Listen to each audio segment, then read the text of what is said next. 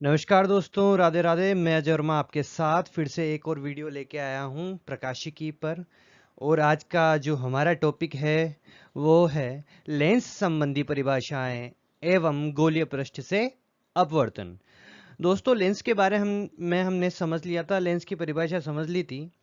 लेकिन लेंस के अंदर क्या क्या चीज़ें होती है जिनको हमें जानना जरूरी है। लेंस के क्लासिफिकेशन भी समझ लेते हैं, कितने प्रकार के लेंस होते हैं, उत्तल अवतल, उत्तल में भी कितने होते हैं, अवतल में भी कितने होते हैं, वो हमने सब समझ लिए थे। लेकिन एक पर्टिकुलर लेंस को कैसे क्लासिफाइड करूंगा कि उसमें क्या क्या होता है। जैसे आपने मिरर में देखा ना, उत्तल दर्पण और अवतल दर्पण में देखा था, उसमें फोकस होता है, द्वारक होता है, मुख्य अक्ष होती है, होता है ना, वक्रता त्रिज्या होती है। तो इसमें भी ऐसा कुछ होता है क्या लेंस में? तो दोस्तों, उन्हीं चीजों के बारे में हमें जानना है, तो उनमें इन परिभाषाओं के बारे में जानेंगे हम। तो हमारे सामने दो लेंस है, ठीक है। आपको समझ में आ गया होगा इन लेंसों का आप तो कि कौन कौन सा लेंस है। जो पहला वाला लेंस, ये यहां पर जो दिखाई दे रहा है, साइड से ऐसा दिखाई देगा ये, ठीक है ना। ये लेंस है, ये उत्तल लेंस है, दोनों साइड से उभरा हुआ। अगर ऊपर से देखूंगा तो ऐसा नजर आएगा, ऊपर से भी उभरा, नीचे से भी उभरा हुआ होगा, ठीक है ना। ये उत्तल लेंस है। बाई कॉन्वेक्स लेंस, उभयोत्तल लेंस, जनरली ये इस्तेमाल करते हैं हमारे सिलेबस में, यही है। दूसरे वाले लेंस इतने ज्यादा नहीं है, ठीक है ना, न के बराबर है। उत्तल लेंस में उभयोत्तल वाला इंपॉर्टेंट है, ठीक है। तो दोनों तरफ से उभरा हुआ उत्तल लेंस है। इधर साइड में देखेंगे, ये हमारे पास अवतल लेंस है। इधर से भी अंदर के साइड तल है, इधर से भी तल अंदर की साइड है। ये अभयावत उभयावतल लेंस बोलेंगे नॉर्मली इसको, अवतल, और इस वाले को उत्तल बोलेंगे। साइड से इसको देखेंगे तो ऐसा होगा, बीच में से ये चपटा होता है और साइडों से मोटा होता है, साइड से मोटा और बीच में से चपटा, ठीक है। ये हमारे लेंस हो गए। अब इनमें जानना है, कुछ बातें इंपॉर्टेंट है, ध्यान से आप देख पा रहे होंगे। ये दोनों लेंस किसी गोले से बनते हुए नजर आ रहे हैं, मतलब इनके जो साइड वाले तल हैं वो किसी न किसी गोले का एक पार्ट है। तो जो ये वाला तल है और ये वाला तल है,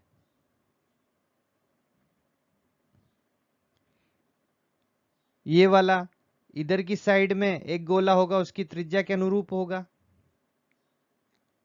और ये जो साइड वाला इधर है, इधर से ये गोला, ये वाला तल इस वाली त्रिज्या के अनुरूप होगा। तो जिस त्रिज्या के अनुरूप जो तल है, वो उस तल का क्या हो जाता है, वक्रता केंद्र वक्रता त्रिज्या हो जाएगी, ठीक है ना। मतलब यहां से इस बिंदु, इस पॉइंट का जो रेडियस निकल का, इस तल का जो रेडियस निकल के आ रहा था, वो इसका वक्रता त्रिज्या हो जाएगा। और इस वाले तल के लिए जो ये सेंटर से दूरी, इस वक्रता की जो त्रिज्या निकल के आ रही थी, वो इसकी वक्रता त्रिज्या हो जाएगी। दोस्तों, यहाँ पे दो तरह की वक्रता त्रिज्या है, तो ये इसको R1 बोल दूंगा, इसको R2 बोल दूंगा, ठीक है ना।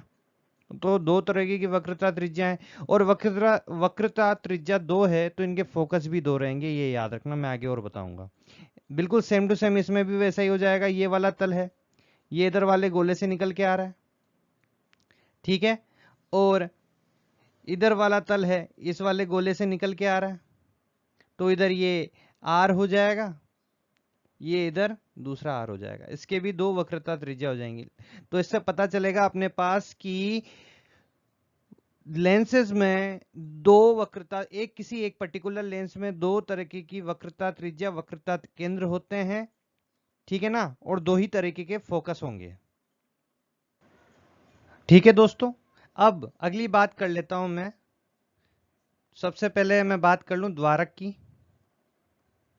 द्वारक, द्वारक क्या होगा दोस्तों? ये जो दो सिरे होते हैं, एक ऊपर वाला सिरा और एक नीचे वाला सिरा, ऊपर वाला सिरा और नीचे वाले सिरे के बीच में जो दूरी होती है, इस दूरी को हम लेंस का द्वारक कहते हैं। क्या बोलते हैं? लेंस का द्वारक बोलते हैं। सेम टू सेम यहां से यहां तक की दूरी, या फिर एक तरीके से इस दूरी को मतलब व्यास भी बोला जाता है, ठीक है ना, लेंस का व्यास भी बोला जाता है। तो ये द्वारक का काम करेगा। ठीक है दोस्तों, अगली बात मैं करूं, हमारे पास अगली चीज आती है मुख्य अक्ष। क्या आती है? मुख्य अक्ष। मुख्य अक्ष आपको मैंने बताया था, यहां पर वक्रता केंद्र होगा इसका, और दूसरे वाली सरफेस का वक्रता केंद्र इधर, इसको R1 मान लेता हूं, इसको R2 मान लेता हूं। ठीक है ना। इन दोनों बिंदुओं को जो जोड़ने वाली रेखा होगी, ये वाली रेखा जो है वो वक्रता मुख्य अक्ष कहलाएगी। क्या कहलाएगी? मुख्य अक्ष। दो वक्रता केंद्रों को जोड़ने वाली या मिलाने वाली रेखा को मुख्य अक्ष बोल दिया जाएगा। सेम टू सेम अवतल दर्पण में भी ये हो जाएगा। R1 और R2 बोले तो इस वाले बिंदु और इस वाले बिंदु को मिलाने वाली जो रेखा होगी वो मुख्य अक्ष कहलाएगी। ठीक है। अब अगली जो डेफिनेशन है हमारे पास, जो इंपॉर्टेंट है, जिसे बोलते हैं अंग्रेजी में ऑप्टिकल सेंटर। क्या बोलते हैं? Optical centre.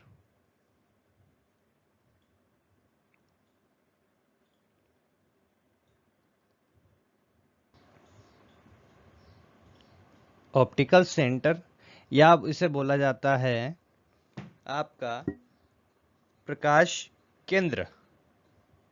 प्रकाश केंद्र। ठीक है। ये कहाँ होता है? जनरली आपको ये मिलेगा इनके सेंटर पे। कहाँ मिलेगा? बिल्कुल सेंटर, बीचों बीच में मिलेगा। ये डेफिनेशन होती है, जब लेंस का वो बिंदु जिसमें होकर जाने वाली प्रकाश किरणें अपवर्तन के पश्चात आपतित किरणों के समांतर निर्गत होती है। मतलब जब मैं यहां पर किसी प्रकाश की किरण को छोड़ूं, जब मैंने किसी प्रकाश की किरण को छोड़ दिया, अब उसका क्या होगा? अपवर्तन होगा। अपवर्तन होगा तो मतलब वो अपने ओरिजिनल पाथ से क्या हो जाएगी? बेंड हो जाएगी। मतलब अपने ओरिजिनल पाथ से क्या हो जाएगी? विचलित हो जाएगी। विचलित होने के बाद वो ऐसे बिंदु से निकले, क्या हो?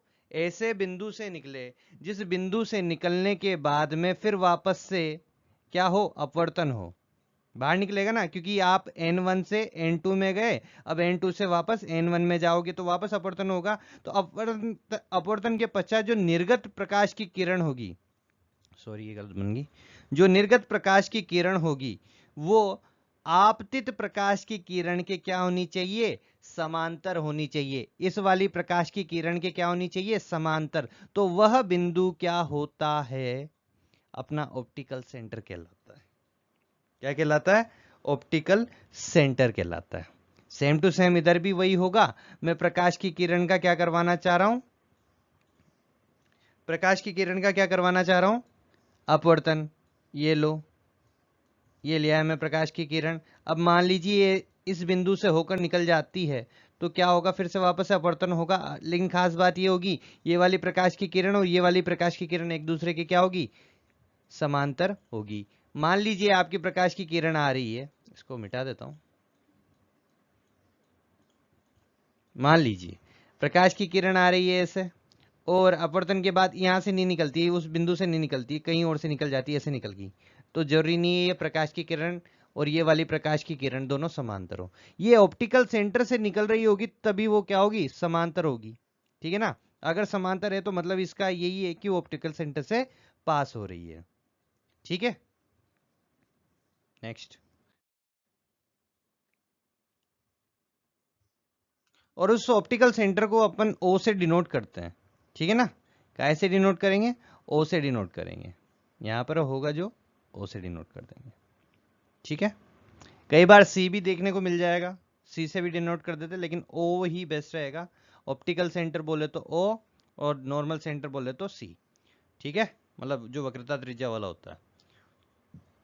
अब हमारे पास है, अब क्या हो गया? द्वारक हो गया, मुख्य अक्ष हो गया, वक्रता त्रिज्या बता दी, वक्रता केंद्र बता दिया, और प्रकाश केंद्र, प्रकाश केंद्र बोले तो ऑप्टिकल सेंटर O बता दिया।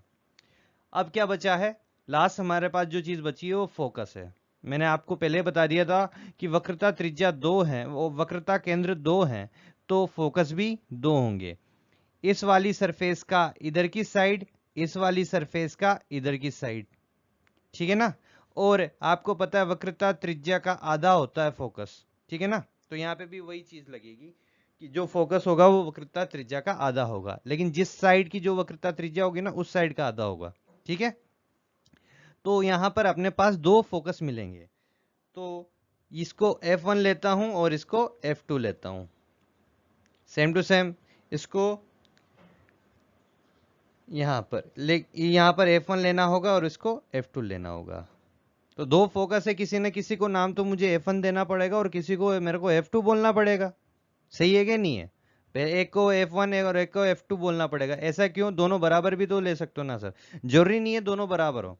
मान लीजिए ये वाला तल, इसकी वक्रता त्रिज्या मान लीजिए 4 सेंटीमीटर निकल के आ गई और इसकी वक्रता त्रिज्या 5 सेंटीमीटर निकल के आ गई, और आपको पता है जो फोकस होता है R/2 होता है, तो ये तो 2.5 हो जाएगा ना, 2.5, ये कितना हो जाएगा, ये 2 हो जाएगा। तो फोकस तो चेंज हो गया ना। और जरूरी नहीं है कि हर बार आपका लेंस सेम फोकस लेंथ का दोनों साइड पे बने, दोनों साइड की वक्रता त्रिज्या समान रखें, जरूरी नहीं होता, अलग अलग तरीके के लेंस बनते हैं। तो दो अलग अलग तरीके के अपने पास फोकस निकल के आएंगे अगर वक्रता त्रिज्या अलग है। वक्रता त्रिज्या समान है तो फोकस भी समान हो जाएंगे, लेकिन जरूरी नहीं है हमेशा समान हो, ठीक है ना। आपको अलग अलग केस देखने को मिलेंगे। तो एक और डाउट सर, आपने इस साइड में एक मिनट, इस साइड में F1 ले लिया और इस साइड में F2 ले लिया, चलो कोई डाउट नहीं है, कोई इशू नहीं है, आप जिधर लेना चाहते हो ले लो। लेकिन इधर साइड में F2 लिया और इधर साइड में F1 क्यों लिया आपने, फिर ये डाउट होगा, ठीक है ना। तो ये मुख्य अक्ष के दो जो प्रकार हैं उनमें डेफिनेशन रहती है प्रथम फोकस और सेकंड फोकस की, ठीक है ना। दो तरीके के फोकस है उसमें, पहला है प्रथम फोकस और दूसरा है द्वितीय फोकस। तो इनकी डेफिनेशन अपन को याद रखनी पड़ेगी। तो प्रथम फोकस की डेफिनेशन पे फोकस करेंगे सबसे पहले हम। दोस्तों यहाँ पे जो उत्तल और अवतल के लिए थोड़ी डेफिनेशन अलग होगी, ध्यान से देखना। लेकिन जो प्रथम फोकस की मैं डेफिनेशन बोल रहा हूँ, प्रथम फोकस की डेफिनेशन में एक ही चीज कॉमन होगी कि आपतन के पश्चात मतलब अपवर्तन के पश्चात जो प्रकाश किरणें होगी वो मुख्य अक्ष के समांतर हो जाएगी। वहां पर उससे हमें क्या मिलेगा, प्रथम फोकस मिलेगा। जैसे कि उत्तल के लिए मैं बताता हूं, उत्तल के लिए प्रथम फोकस की डेफिनेशन होगी कि भैया मुख्य अक्ष पर एक ऐसा बिंदु, क्या, मुख्य अक्ष पर एक ऐसा बिंदु जिससे निकलने वाली प्रकाश की किरणें, जिससे निकलने वाली प्रकाश की किरणें अपवर्तन के पश्चात क्या हो जाए, समांतर हो जाए। किसके समांतर हो जाए, मुख्य अक्ष के समांतर। वो क्या हो जाएगी, वो बिंदु क्या हो जाएगा हमारा, प्रथम फोकस, ठीक है ना। अगर समांतर हो जाती है मुख्य अक्ष पर स्थित कोई बिंदु जिससे निकलने वाली प्रकाश की किरणें अपवर्तन के पश्चात क्या हो जाए, समांतर हो जाए मुख्य अक्ष के, वह बिंदु हमारा क्या हो जाएगा, प्रथम फोकस, प्रथम फोकस, सॉरी। और अब अवतल दर्पण के लिए बात कर लेते हैं, सॉरी दर्पण नहीं, अवतल लेंस के लिए बात कर लेते हैं। अवतल लेंस में सीन यह है कि प्रथम फोकस वो होगा जहां पर कोई भी प्रकाश की किरण आती है, कोई भी प्रकाश की किरणें आई, ठीक है, आई, यदि वो अपवर्तन के पश्चात समांतर हो जाएगी, क्या हो जाएंगी, समांतर हो जाती हैं। एक और ले लेता हूं,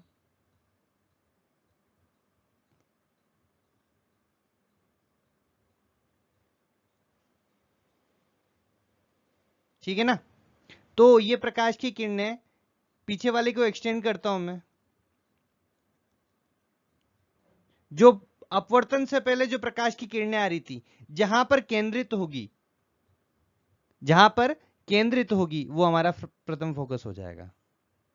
समझ में आया, कोई भी प्रकाश की किरणें आ रही है, यदि अपवर्तन के पश्चात वो मुख्य अक्ष के क्या हो जाए, समांतर हो जाए, अपवर्तन के पश्चात मुख्य अक्ष के समांतर हो जाए, उन आपतित किरणों को अगर मैं आगे एक्सटेंड करता हूं तो एक्सटेंड करने के बाद जिस बिंदु, मुख्य अक्ष के जिस बिंदु पर वो केंद्रित होती है वो हमारा अवतल लेंस के लिए क्या हो जाएगा, प्रथम फोकस हो जाएगा।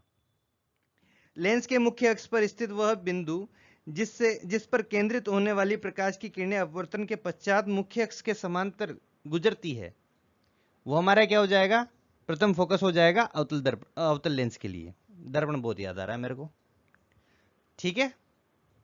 दोनों केस में ये एक ही बात याद रखना कि आपकी प्रकाश की किरण क्या हो जा रही है, शुरुआत में तो कैसी आ रही है, बिल्कुल टेढ़ी आ रही है, बाद में समांतर हो जा रही है, टेढ़ी आ रही है, बाद में समांतर हो जा रही है। इसमें एक्सटेंड करने की जरूरत पड़ रही है और इसमें एक्सटेंड करने की बिल्कुल जरूरत नहीं पड़ रही, वहां से ही प्रकाश की किरणें निकल गई, ये प्रथम फोकस हो जाएगा। अब बात करेंगे हम द्वितीय फोकस की,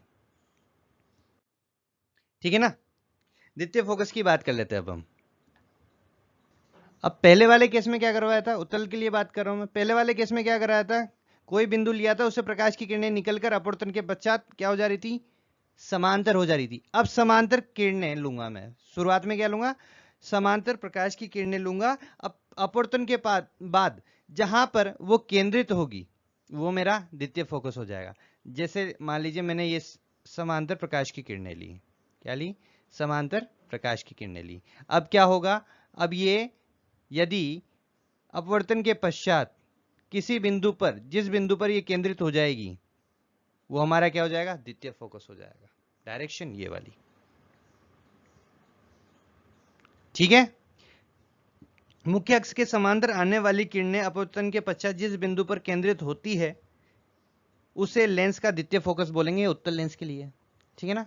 अब अवतल लेंस के लिए बात कर रहा हूं, इसमें भी वही करना है, प्रकाश की समांतर किरणें लेनी है, बिल्कुल सीधी सीधी लेते जाओ भाई साहब, सीधी सीधी सीधी सीधी सीधी सीधी। आपको पता है उत्तल लेंस क्या करता है, कन्वर्ज करता है, कन्वर्ज बोले तो अभिसारी होता है, ये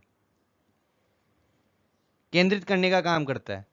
और आपका अवतल लेंस क्या करता है, ये डाइवर्ज करने का काम करता है, डाइवर्ज मतलब फैलाने का काम करता है, प्रकाश की किरणों को क्या करेगा, फैलाने का काम करेगा, ठीक है। फैलाओ भाई साहब, तो फैलाने में क्या होगा, ये इधर जाएगी, ये इधर जाएगी, ये इधर जाएगी, ये इधर जाएगी, ठीक है ना।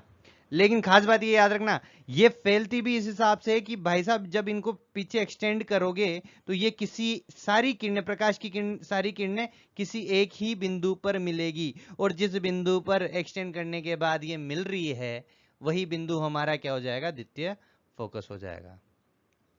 जब समांतर प्रकाश की किरणें आ रही है, मुख्य अक्ष के समांतर प्रकाश की किरणें आ रही है, और जब वो अपवर्तन के बाद में क्या हो जाती है, फैल जाती है, डाइवर्ज हो जाती है। जब उन अपवर्तित किरणों को मैं पीछे एक्सटेंड करता हूं जहां पर मुख्य अक्ष के बिंदु पर मिलेगी वो मेरा द्वितीय फोकस हो जाएगा। मुख्य अक्ष के समांतर आने वाली किरणें अपवर्तन के पश्चात उससे आती हुई प्रतीत होती है, लेंस का द्वितीय फोकस कहलाता है, ठीक है। अब दोनों के लिए, अवतल के लिए, उत्तल के लिए मैंने डेफिनेशन बता दिया आपको। और ये द्वितीय फोकस के और प्रथम फोकस के जो लंबवत तल होगा वो मेरा फोकस तल हो जाएगा, ये फोकस तल हो जाएगा, ये फोकस तल हो जाएगा, ठीक है। और आपको पता है इसको F2 दूरी से डिनोट करूंगा, इसको F1 दूरी से डिनोट करूंगा, इसको F2 दूरी से डिनोट करूंगा, इसको F1 दूरी से डिनोट करूंगा। ये मेरी इंपॉर्टेंट जो डेफिनेशंस याद रखनी थी मुझे वो मैंने आपको बता दी है, ठीक है ना। एक बार फिर से देख लेना, अगर समझ में नहीं आया और नहीं भी समझ में आया तो एक बार मेरे को कमेंट कर देना कि सर समझ में नहीं आया, मैं दोबारा समझा दूंगा, ठीक है। अब अगला जो हमारा टॉपिक है वो है गोलीय पृष्ठ से प्रकाश का अपवर्तन, डेरिवेशन टाइप है, ठीक है ना, उसको देखेंगे। तो दोस्तों अब हमारे पास जो अगला टॉपिक आ गया है वो है गोलीय पृष्ठ से प्रकाश का अपवर्तन। अभी तक हमारे पास कौन से पृष्ठ है, बिल्कुल सीधे सीधे समतल समतल पृष्ठ आ रहे थे। अब गोलीय पृष्ठ से अपवर्तन कैसे होता है, ठीक है ना। आपने गोलीय पृष्ठ से कोई भी माध्यम था वो दो पृष्ठों से मिला के क्या बनेगा, वो लेंस बनेगा, अपन ने समझ लिया। लेकिन किसी भी एक गोलीय पृष्ठ से अपवर्तन होता कैसा, मैथमेटिकल बताओ तो सही, रे डायग्राम बताओ तो सही, रिलेशन क्या रहेगा, उन चीजों के बारे में तो बताओ। उन चीजों के बारे में हम बात करेंगे कि एक माध्यम से दूसरे माध्यम में जाऊंगा तो किस तरह का व्यवहार होगा, किसी भी ऑब्जेक्ट का इमेज जो बनेगी उसकी किस हिसाब से बनेगी, कितनी दूरी पे बनेगी, वो कैसे निकालेंगे, उस चीज पे हम बात करेंगे। तो गोलीय पृष्ठ के पृष्ठ से प्रकाश का अपवर्तन, इसके लिए हमें दो माध्यमों की आवश्यकता होगी। एक माध्यम N1 ले लेंगे, एक माध्यम N2 ले लेंगे। दोस्तों यहाँ पर आपको जो ये खाली वाला जितना भी माध्यम दिखाई दे रहा है वो n1 ले लेते हैं, और ये दूसरा वाला जो मैं माध्यम ले के आ रहा हूँ जिसका कुछ कर्वेचर है, जिसकी कुछ वक्रता है, गोलीय पृष्ठ है जिसके साथ, उसको n2 ले लेंगे। ठीक है, अब मैंने यहाँ पर एक अक्ष बना दी है। ठीक है, यहाँ पर ओ मेरा ऑब्जेक्ट रहेगा, और जहां पर मेरी इमेज बनेगी वो आई मैं पहले ही बना दिया है। ठीक है ना, ऑब्जेक्ट सबसे पहले रखेंगे, उसकी इमेज आई जहां पर बनेगी उसका रे डायग्राम बनाएंगे सबसे पहले। ठीक है, तो मैं एक प्रकाश की किरण लेता हूं। ठीक है, एक प्रकाश की किरण ली, अब उसका क्या होगा, अपवर्तन होगा। अपवर्तन कराते हैं।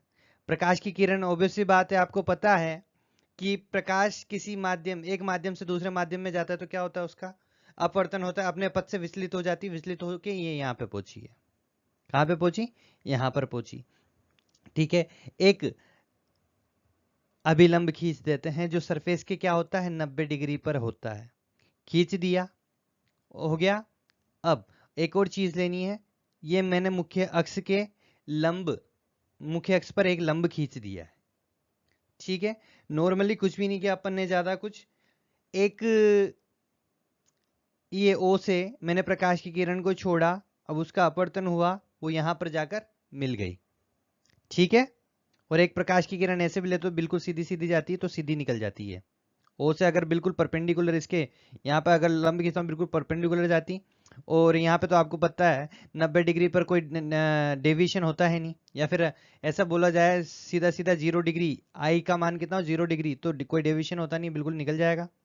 ठीक है ना, तो दो किरणें होगी, आपको किसी कोई भी इमेज बनानी है तो दो किरणों की आवश्यकता होती है। पहली किरण ये हो गई और दूसरी किरण ये हो गई। ठीक है, ये लंब खींच दिया मैंने, कैलकुलेशन पर्पज के लिए खींचा ये वाला तो लंब मुख्य अक्ष के, और ये वाला अभिलंब इसके लिए है। ठीक है ना, क्योंकि अभिलंब से ये एंगल मेजर करूंगा मैं। तो सबसे पहले मैं एंगल बना लेता हूं, ये हो जाएगा एंगल आई। आपतन कोण, आपतित किरण और अभिलंब के साथ बनने वाला कोण आपतन कोण। ये रिफ्रैक्शन हो चुका है तो एंगल आर नाम दे दूंगा, एंगल ऑफ रिफ्रैक्शन, अपवर्तन कोण अभिलंब और अपवर्तित किरण के साथ में, हो गया। और आपको पता है ये अभिलंब, ये लंब है किस पर, मुख्य अक्ष पर 90 डिग्री होगा। अब नामकरण कर देते हैं इनका। ठीक है, ये n1 मेरा माध्यम, n2 माध्यम। ठीक है, इमेज आई बनी रही है, और इसको कैपिटल N नाम दे देता हूं, और इसको M नाम दे देता हूं, इस बिंदु को। दोस्तों ये वाला बिंदु और ये वाला बिंदु, इन दोनों को सेम ही मानेंगे, मतलब ये वाली जो दूरी होगी उसको बिल्कुल नगण्य मानेंगे। क्या मानेंगे, नगण्य मानेंगे। इसको मैं आगे बता भी दूंगा। ठीक है, इस चीज को याद रखना, ये बिंदु भी एम ही होगा, ये भी एम ही होगा, तो बीच की जो लेंथ होगी उसको अवॉइड कर देंगे। अब बात आती है दूरियों की। ये वाली दूरी है, इसको नाम दूंगा मैं u। इस वाले बिंदु से जो ऑब्जेक्ट की दूरी हो जाएगी वो क्या कहलाएगी, m से जो ऑब्जेक्ट की दूरी होगी उसको u नाम दे देंगे, ऑब्जेक्ट की दूरी को u ही लेते हैं। अब इमेज की दूरी पर भी बात कर लेते हैं। ठीक है, इमेज की दूरी को क्या लेते हैं अपन, v लेते हैं, तो ये v हो जाएगा। और जो ये ब्लू वाली दूरी दिखाई दे रही है इसको अपन बोलेंगे r। क्या बोलेंगे, r, वक्रता त्रिज्या। क्या बोलेंगे, r, वक्रता त्रिज्या। क्यों वक्रता त्रिज्या हुई, क्योंकि ये कर्वेचर कैसा, सर्कुलर है। कैसा है कर्वेचर, सर्कुलर है, और 90 डिग्री बना रहा होगा कहीं पर भी, तो मतलब वो सीधा सीधा कहां से निकल रहा होगा, सेंटर से निकल रहा होगा। तो ये बिंदु जो होगा वो सेंटर होगा इस कर्व का। ऐसे डायग्राम में दिख नहीं रहा होगा लेकिन वो उस पर जाएगा अगर इस सर्विस के साथ 90 डिग्री बना रहा है तो। ठीक है ना, तो वहां से वहां तक एम से सी की दूरी आर कहलाएगी। ठीक है, एक किरण ऐसे जा रही है, एक किरण बिल्कुल सीधी जा रही है। हो गया, डायग्राम समझ में आ गया। अब कुछ एंगल हमें यहां पे ध्यान रखने पड़ेंगे। ये O हो गया, N हो गया, I हो गया, M हो गया। ठीक है, अब कुछ अपन को अवधारणा को, कुछ कंडीशंस का ध्यान रखना पड़ेगा, जो कि जो द्वारक है, द्वारक क्या होता है, जैसे मैंने कोई लेंस बनाया था, द्वारक क्या होता है, इस सिरे से इस सिरे तक की जो दूरी होगी उसको द्वारक बोल दिया जाएगा। ठीक है ना। जो ये द्वारक है उसका मान अन्य दूरियों, जो ये वाली दूरी होगी, ये वाली दूरी होगी, ये वाली दूरी होगी, अन्य दूरियों से बहुत कम होगा। द्वारक की दूरी का या फिर द्वारक का जो मान होगा, गोलीय पृष्ठ का जो द्वारक होगा अन्य दूरियों की अपेक्षा में वो बहुत कम होगा, नगण्य होगा, तो उसको कैलकुलेशन में इतना ज्यादा शामिल नहीं करेंगे। और अगला है जो एनएम लंबाई है, जो एनएम अभिलंब आपको दिखाई दे रहा है, मैं आपको बताता हूं, ये एनएम अभिलंब जो दिखाई दे रहा है, ये एम और एम की जो दूरी है वो नगण्य है। तो मतलब जो एम यहां पर है वही एम यहां पर है, तो मतलब इस बीच की दूरी को नगण्य मान लूंगा। अगर कोई पॉइंट कैलकुलेट मुझे यहाँ का करना है तो मैं इस दूरी को ही लेके करूंगा, दोनों में मतलब दोनों पॉइंट को अंतर नहीं मानूंगा। अगर मैं यहाँ से u को यहाँ से यहाँ तक लूँ तो भी वही बात होगी, और u को यहाँ से यहाँ तक ही लूँ तो भी वही बात होगी, वो u ही रहेगा। ठीक है ना। m, ये जो डिफरेंस है इनका उसको बिल्कुल नगण्य मानना है, कैंसिल कर देना है। तो m यहाँ पर भी है, m यहाँ पर भी है, मतलब जो चाचा है वही भतीजा है, जो भतीजा वही चाचा है। ठीक है ना। अरे ऐसा कुछ मत समझना है, मूवी का डायलॉग है भाई, देखी हो तो कभी, गोविंदा की संजय दत्त की मूवी है और परेश रावल भी है। ठीक है। अब क्या करना है, अब मैथमेटिकल रिलेशन बनाना है कि भाई साहब किस हिसाब से मैथमेटिकली बताना है कि इस ऐसा कौन सा रिलेशन बना जिसके कारण आपने u दूरी पर कोई ऑब्जेक्ट रखा तो उसकी इमेज v दूरी पर बन जाएगी, वो रिलेशन बताना है आपको। ठीक है ना। इनमें क्या संबंध है, इनकी दूरियों में क्या संबंध रहेगा वो बताना है अपन को। ठीक है ना। तो यहाँ पर कुछ एंगल अपन को याद रखने पड़ेंगे, कुछ इंपॉर्टेंट एंगल है उनको देखना पड़ेगा। सबसे पहले एंगल होगा N O M. N O M कहां दिख रहा है आपको, एन ये रहा, ओ ऑब्जेक्ट की साइड रहा, एम यहां पर रहा, तो मार्क कर लो भाई साहब, एन ओ एम, एक एंगल एन ओ एम, इस एंगल का ध्यान रखना पड़ेगा। ठीक है। और अगला है एंगल एन सी एम, क्या लेना है, N C M. N C M का है एन सी एम, यहां वाला लो या फिर यहाँ वाला लो एम, कोई इशू नहीं है। ठीक है ना। तो एन सी एम आपको पता चल गया, तो ये वाला एंगल हो गया, एंगल एन सी एम हो गया। अब अगला एंगल लेना है आपको N I M, N I M, N I M, N I M को ले लो। ठीक है। Angle N I M. अब इन चीजों में, इन डेरिवेशन में, प्रकाशिकी के जो मैक्सिमम डेरिवेशन होते हैं उनमें एक चीज याद रखनी पड़ती है भाई साहब, जो ये एंगल अपन ने जितने भी एंगल निकाले, एनआईएम हो गया, एनसीएम हो गया, एनओएम हो गया, ये बहुत छोटे कोण होते हैं। क्या होते हैं, बहुत छोटे कोण होते हैं। बहुत छोटे कोणों में क्या खास बात होती है, जैसे आपने टेन थीटा लिखा ना, टेन थीटा, तो यहाँ पे टेन थीटा बराबर हो जाएगा लगभग लगभग वो थीटा के बराबर ही निकल के आता है। ठीक है ना। जो थीटा का मान होगा उसके बराबर टेन थीटा लिखो या थीटा लिखो, बात बराबर, छोटे कोणों के लिए अपन को प्रकाशिकी में ये चीज ध्यान रखनी पड़ती है। ठीक है। तो टेन थीटा बराबर क्या होता है वो भी आपको याद रखना पड़ेगा, किसमें, ट्रायंगल के फॉर्म में होता है ना, ट्रायंगल का जो रेशियो होता है वो याद रखना पड़ेगा अपन को, जो होता है लंब बटे आधार, लंब बटे आधार, ये चीज भी हमें याद रखनी पड़ेगी। तो मतलब मुझे टेन थीटा निकाला, वो थीटा के बराबर होगा, और टेन थीटा किसके बराबर था अपना, लंब बटे आधार के बराबर, तो थीटा बराबर हो जाएगा लंब बटे आधार। ठीक है भाई साहब, क्लियर, ओके।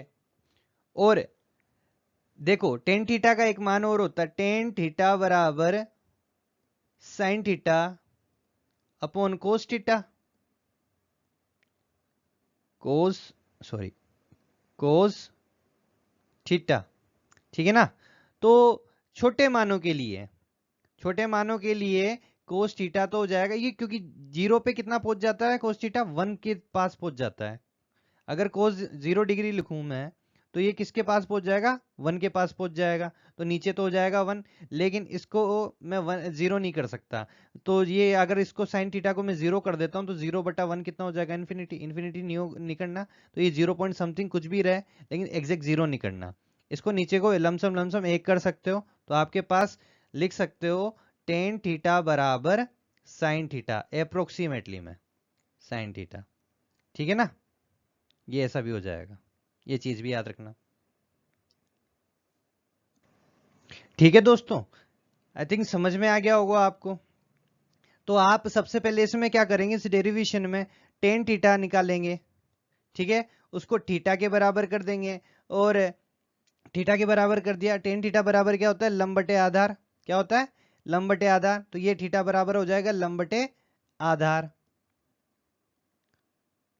और ऑलरेडी मैंने बताया था कि इस वाले छोटे एंगलों के केस में क्या करना है, साइन थीटा लगभग सॉरी टेन थीटा लगभग साइन थीटा के बराबर होता है। तो यहाँ पे टेन थीटा लिखो या फिर साइन थीटा लिखो, वो बात बराबर ही रहेगी। तो आपको क्या करना है, साइन थीटा बराबर यहाँ पे जो थीटा था उसी थीटा को साइन थीटा के लिए लंब बटे आधार कर देना है। साइन थीटा के लिए क्यों कर देना है, मैं बताता हूं। क्योंकि यहाँ पे हो रहा है अपवर्तन। क्या हो रहा है भाई साहब, अपवर्तन। और अपवर्तन दर्शाने के लिए सबसे कहीं पे भी अपवर्तन हो रहा है तो वहां पर एक इक्वेशन को वो फॉलो करना चाहिए, एक इक्वेशन का मान फॉलो हो जाना चाहिए। एक इक्वेशन कौन सी, वहां पे स्नेल का नियम, जिसे बोलते हैं स्नेल का नियम। किसका नियम भाई साहब, स्नेल का नियम। अगर स्नेल का नियम फॉलो हो रहा है कहीं पे भी, तो ये मान लो भाई साहब वहां पे अपवर्तन हो रहा है, ये सिद्ध करने के लिए ये चीज है स्नेल का नियम।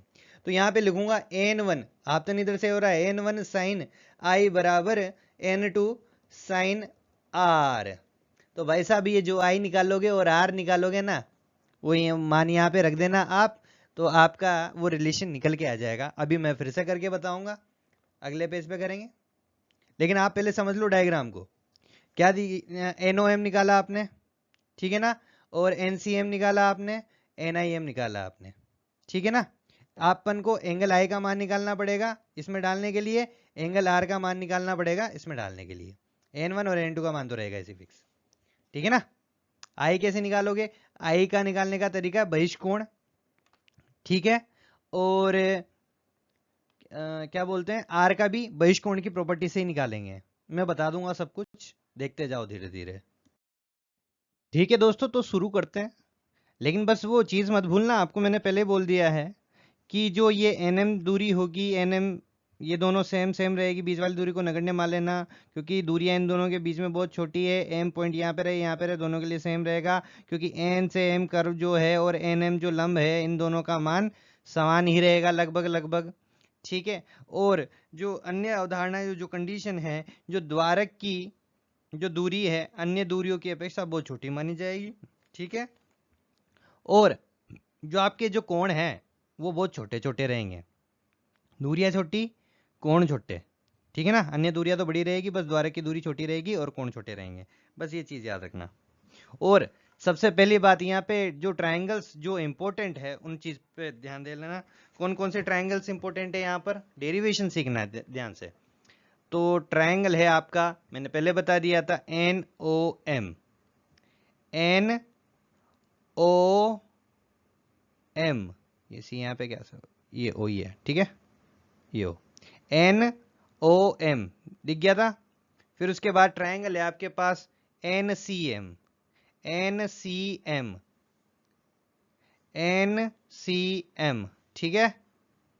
अगला जो ट्रायंगल है NIM, ट्रायंगल NIM। ये तीन ट्रायंगल इंपॉर्टेंट है, इन ट्रायंगल से ही अपन सारा खेल करेंगे, ठीक है ना। और फिर उसके बाद स्नेल के नियम का इस्तेमाल करेंगे।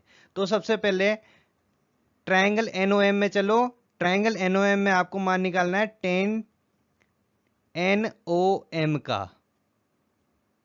टेन थीटा बराबर क्या बताया था मैंने, लंब बटा आधार होता है, यही होता है ना, लंब बटा आधार। तो इसका NOM का लंब क्या है, एंगल ये अपना कहां पे, एंगल ये रहा, लंब क्या जाएगा NR, सॉरी NR क्या, NM, क्या जाएगा NM, या फिर MN बोल दो आप, ठीक है ना। MN बोलो या NM बोलो, बात बराबर ही है। आधार, आधार ये हो जाएगा, बोले तो OM या MO, ठीक है। तो मैं लिखता हूं लंब क्या हो जाएगा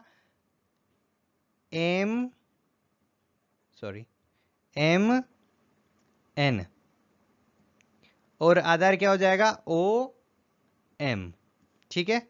सेम टू सेम अगले ट्रायंगल में चलेंगे, टेन NCM का मान निकालेंगे। सॉरी, अरे मित्रों गलती हो जाती है कभी कभी। NCM का मान निकालेंगे। NCM का मान क्या आएगा? ट्रायंगल देखो सबसे पहले तो NCM इसका भी लंब MN ही रहेगा, खास बात। और आधार बस चेंज हो जाएगा, आधार का मान आ जाएगा CM। क्या हो जाएगा? CM हो गया। सेम टू सेम ऐसे ही 10 NIM में चलो, 10 NIM में लंब बटा आधार, लंब क्या हो जाएगा? MN ही हो जाएगा, खास बात। और आधार क्या हो जाएगा? MI या IM, आपको जो रखना है देख लेना। अब तीनों एंगल आ गए। अब मैंने क्या बताया था? थीटा के लघु मानों के लिए अपन ने पहले बात कर ली थी, थीटा के लघु मानों के लिए क्या होता है कि जो आपका ये जो टेन थीटा होता है लगभग साइन थीटा के बराबर रहेगा, और ये पूरा थीटा के लगभग बराबर रहेगा। तो मैं आगे से जो भी कैलकुलेशन टेन की करी थी मैंने, वहां से टेन हटा देता हूं, ठीक है। तो थीटा बराबर भी लिख सकता हूं लंब बटा आधार, ठीक है ना। तो मैं लिख सकता हूं थीटा बराबर लंब बटा आधार के रूप में NOM बराबर MN बटा OM, और टेन तो हटाना ही है, NCM बराबर MN, ऊपर वाली इक्वेशन से कर रहा हूं मैं, CM कहीं से नई इक्वेशन नहीं लाया। NIM 10 हटा दिया बस, MN डिवाइडेड बाई MI। ठीक है दोस्तों, हो गया। और आपको पता है ये वाला I है और ये वाला R है एंगल, ठीक है ना। इतना हो गया क्लियर? आई थिंक हो गया होगा। आगे चलते हैं। अब हम इस्तेमाल करेंगे यहां पर स्नेल के नियम का। किसका इस्तेमाल करेंगे? स्नेल का नियम। स्नेल का नियम क्या कहता है? n1 sin i। भाई साहब जिस माध्यम से आ रहे हो उस माध्यम का अपवर्तनांक और उस माध्यम में जो आपने आपतन कराया था उसका कोण साइन के साथ में बराबर, जिस माध्यम में घुस गए थे आप उस माध्यम का अपवर्तनांक, और जिस माध्यम में जिस एंगल के साथ घुसे थे निकले थे आप उसका साइन के साथ मान, साइन आर। तो अपन को यहाँ पे आई और आर डालना है। भाई साहब आई और आर का मान तो नहीं निकाला सर आपने, NOM NIM NCM का मान निकाले। ये अब आई और आर का मान कैसे निकालेंगे? इन एंगल की सहायता से इनका मान निकालेंगे आई और आर का। देखते हैं आगे। देखो ये आई है, ये आर है, ठीक है ना। अब अपने पास क्या है? NCM है, NIM है और NOM है, ठीक है। अब देखो दोस्तों अपन को आई का मान निकालना है। आई का मान निकालने के लिए थोड़ी मैथ्स का इस्तेमाल करेंगे, ठीक है ना। त्रिभुज के कुछ नियम होते हैं, गुणधर्म होते हैं, उनका इस्तेमाल करेंगे। जैसे हमारा कोई एक त्रिभुज है, त्रिभुज की 3 भुजाएं होती हैं, मैंने एक भुजा को एक्सटेंड कर दिया है ज़्यादा ही, ठीक है।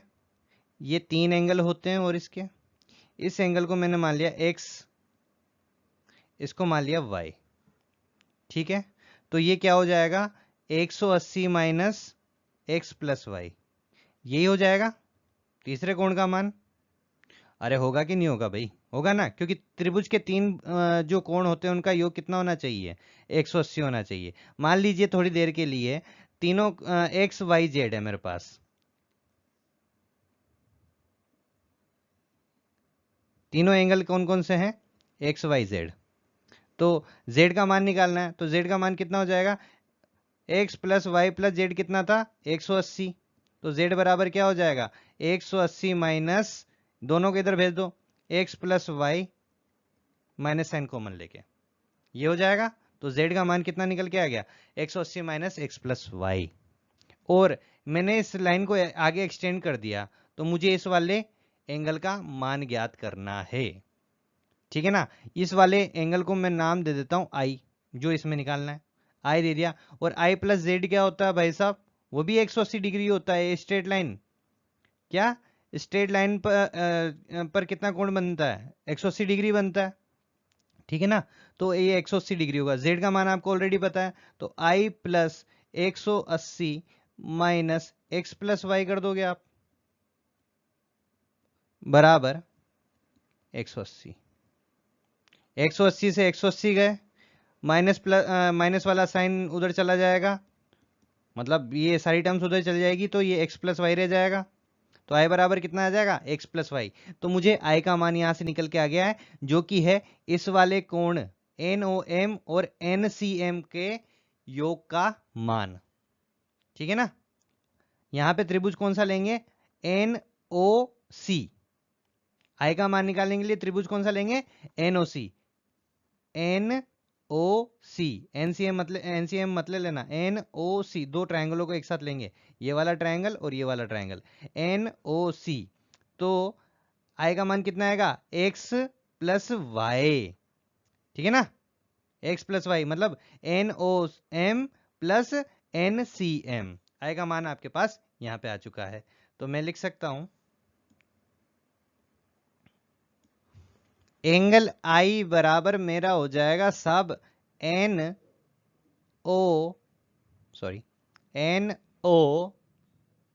M, है ना गधड़िया, NOM plus NCM, angle NCM।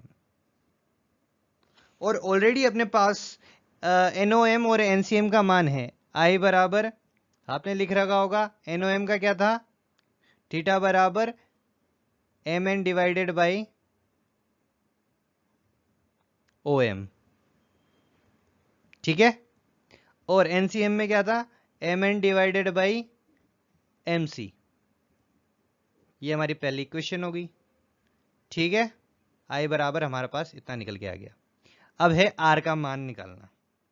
अब R के मान के लिए सेम प्रॉपर्टी हुई, इसको जो अपन ने जिस प्रॉपर्टी से किया वो बहिष्कोण बोला जाता है उसको, तो बहिष्कोण के मान से निकालेंगे। अब अगला जो ट्रायंगल हमें लेना है, सेम टू सेम वही करना है, लेकिन यहाँ पे आप देख सकते हैं ट्रायंगल कैसा आएगा। इस वाले कोण को एक्सटेंड करेंगे। यहाँ पर ये N है, यहाँ पर ये C है और यहाँ पर ये I है। इसको आगे तक यहाँ पर M तक एक्सटेंड कर लो। इस साइड में NCI वाला जो ट्रायंगल दिखाई दे रहा है आपको वो देखना है, ठीक है। सेम टू सेम वही, ये वाला जो एक्सटेंडेड पार्ट वाला एंगल निकालना था, ये एंगल कितना है? एंगल है NCM। तो ये किसके बराबर होगा? इन दो कोणों के योग के बराबर, x प्लस वाई जैसा था। तो यहाँ पे ये एंगल R है और ये एंगल NIM है। तो मैं लिख सकता हूं कि एंगल NCM बराबर क्या हो जाएगा? Angle R plus angle NIM है ना, या तो NIM, ठीक है ना। एंगल R निकालना है तो NIM को इधर की साइड भेज दो। तो एंगल R बराबर क्या हो जाएगा? Angle NCM minus angle NIM। और ऑलरेडी एंगल R बराबर NCM का मान आपके पास क्या है? MN डिवाइडेड बाई MC या CM, जो आपने CM लिया था आई थिंक इसमें, तो CM ले लेते हैं, minus MN divided by MI। हो गया भाई, ठीक है। ये सेकंड इक्वेशन होगी। बधाई हो, आपके पास एंगल I और एंगल R आ चुका है। अब स्नेल के नियम का पूर्ण रूप से इस्तेमाल करो बिना डरे। अतः स्नेल के नियम से, स्नेल के नियम से, स्नेल का नियम क्या कहवा भाई? क्या N1 साइन I जिस माध्यम में घुसे उसके साथ साइन का कोण, कोण के साथ साइन, सॉरी, हा N2 साइन R, ठीक है, हो गया है। अब यहां पर साइन I, आपको मैंने पहले ही बोल दिया था कि साइन जो थीटा होगा वो भी थीटा के बराबर होगा। तो यहाँ पे साइन हटा देना भाई साहब, लघु कोणों के मान के लिए साइन हटा दोगे आप, तो यहाँ पे N1I बराबर N2 R बचेगा। तो अब यहाँ पर I का मान लिखना है और R का मान लिखना है इक्वेशन नंबर 1 से और इक्वेशन नंबर 2 से। ठीक है, चलते हैं। तो मैं लिखता हूं यहां पर समीकरण 1 व समीकरण 2 से जो हमारे पास रिजल्ट प्राप्त होंगे I और R के मान डालने के बाद, तो यहाँ पे लिखूंगा N1। पहली समीकरण से I का मान होगा Mn डिवाइडेड बाय OMG, ठीक है, plus Mn divided by MC बराबर N2 R का मान Mn divided by MC minus Mn divided by Mi। अब खास बात देखोगे कि सभी में Mn कॉमन आ रहा है। कॉमन को बाहर निकाल के मार दो, मार दे भाई साहब इसको, खत्म खत्म खत्म खत्म, कॉमन लेके खत्म कर दिया। तो और N1 को इस साइड से गुणा कर दो पूरा, N2 को इस साइड से गुणा कर दो पूरा, तो क्या बचेगा भाई साहब? सिंपल सा, देखो N1 upon OM plus N1 upon MC या CM, N2 divide by MC या CM minus N2 divide by MI। ठीक है, द नेक्स्ट जो MC वाले या फिर CM बोल दो यार, अपन ने CM लिया तो CM ही ले इसको। ठीक है, ऊपर भी CM कर देता हूं मैं, CM CM CM CM, ठीक है, CM। तो CM वालों को एक साथ कर दो। ठीक है, करते हैं। तो N1 OM माइनस का प्लस हो जाएगा जब इस वाली टर्म को इधर की साइड भेजूंगा, तो plus N2 divide by MI बराबर बराबर N2 by CM plus minus होएगा, sorry, N1 divided by CM common लाएंगे इधर की साइड में, तो N2 N1 प्लस इधर N2 नीचे OM डिवाइडेड बाई MI। ठीक है भाई, एलसीएम ले लो, इधर CM कॉमन आ जाएगा N2 माइनस N1। अब भाई साहब ये आ गया अपने पास से तीसरी समीकरण। वैसे तो ये है मेन समीकरण, ठीक है ना। अब इसमें कार्तीय निर्देशांक की मदद से, कार्तीय निर्देशांक समझते हो ना आप, आपका जो पॉइंट होता है, ध्रुव बिंदु होता है, ध्रुव बिंदु से एक साइड की तरफ नेगेटिव, एक साइड की तरफ के पॉजिटिव, मतलब जिधर से आपके प्रकाश की किरण आपतित होती है उधर के साथ को नेगेटिव, और जिधर के साथ अपवर्तन हो गया आपका, जिधर गई है, जिस डायरेक्शन में प्रकाश की किरण गई है, उसको आप क्या लेते हो? Positive side. ठीक है, तो उस हिसाब से U नेगेटिव साइड पे नेगेटिव U, और V पॉजिटिव साइड पे पॉजिटिव V, और देन R भी पॉजिटिव होगा। यहाँ पे क्या होगा? R भी पॉजिटिव होगा, क्योंकि वो पॉजिटिव साइड है। यहाँ पे इस वाले ध्रुव के हिसाब से कैलकुलेट कर रहे हैं। तो N1 अपॉन OM क्या है? OMG, OM है आपका माइनस U। ठीक है, ओके ब्रो, क्लियर? 6, फिर N1 ये हो गया, फिर N2 हो गया, N2 के नीचे आएगा MI जो है M से I है प्लस का V बराबर N2 माइनस N1, और जो CM है वो R है। इसको एक बार और सही तरीके से लिखें तो लिख सकते हैं, माइनस वाले को पीछे करते हैं, N2 वाले को आगे, N2 upon V minus N1 upon U बराबर N2 minus N1 divided by R। तो बताइए दोस्तों, आपके पास आ चुका है गोलीय पृष्ठों से अपवर्तन के लिए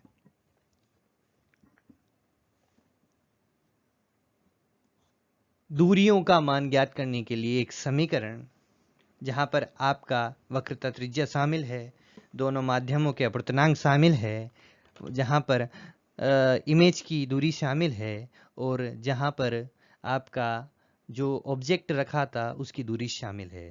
तो कोई भी जैसे V गिवन है, N2 गिवन है, N1 गिवन है, तो U निकाल सकते हो। U गिवन है, R गिवन है, N2 N1 गिवन है, तो V निकाल सकते हो। ऐसे किसी का भी मान नहीं दिया हो, अन्य मान दे रखे हो, तो उससे आप मान निकाल सकते हो। ठीक है भैया, आई थिंक समझ में आ गया होगा। इसके बाद हमारे जो चैप्टर में जो टॉपिक रहेगा वो लेंस मेकर सूत्र रहेगा, और लेंस मेकर का सूत्र का जो वीडियो है मैंने ऑलरेडी अपलोड कर दिया है पुराने इस प्लेलिस्ट में, प्रकाशिकी एवं यंत्र की प्लेलिस्ट में ऑलरेडी आपको मिल जाएगा, परेशान होने की ज़रूरत नहीं है, तो वहाँ पे देख लेंगे आप। ठीक है, लेंस मेकर सूत्र रहेगा इसके बाद में, तो वो आप देख लेंगे प्लेलिस्ट से। तो धन्यवाद, नमस्कार, राधे राधे। आई थिंक आपको अच्छा लगा होगा, वीडियो काफ़ी लंबा हो चुका है, 50 से ज़्यादा मिनट का हो चुका है। राधे राधे, पढ़ते रहें, आगे बढ़ते रहें। पढ़ाई से बेहतर इस दुनिया में कुछ भी नहीं है, कुछ भी नहीं है। ठीक है ना, पढ़ाई करके ही आप किसी को समझ सकते हो, प्रकृति को समझ सकते हो, सामने वाले इंसान को समझ सकते हो, उसके बिना नहीं। ठीक है ना, तो पढ़ते रहिए। राधे राधे।